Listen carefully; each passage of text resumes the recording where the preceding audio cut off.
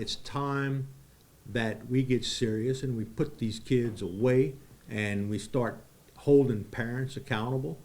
But most of them, a lot of it is lack of parenting at home. An alarming trend of violent acts by young people raising concerns for the Eunice police chief. Thanks for joining us, everyone. I'm Scott Brazda. 2 men are dead after a shooting last night on Nimitz Street in Eunice. Chris Jones was a bystander who died at the scene, and 17-year-old Marshall Weston III was taken to a hospital where he later died.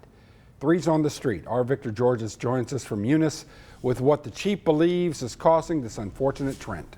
Chief Fontenot tells me the problem of youth violence here in Eunice can be traced back to state and federal laws being changed to keep kids out of the correctional system. Now we've got the laws changed where a 17-year-old is a kid, so we can keep them out of the system because we don't want to keep our jails and we don't want to be known as the state with the highest incarceration rate in the nation. Chief Fontenot says the majority of crimes in Eunice are done by young people. Most of the crime that we have is juvenile crime. The violent crime is mostly juveniles or young adults. And when I say young adults, in their early 20s and lower. He says the local government is doing the best it can to hold people accountable. Meanwhile, he says state and federal laws need to be tightened up.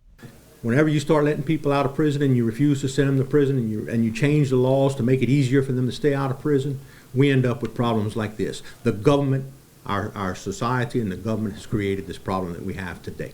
Police believe the Wednesday night shooting has a history that started in the Ville Platte area. The chief tells me it all started over words and Facebook posts.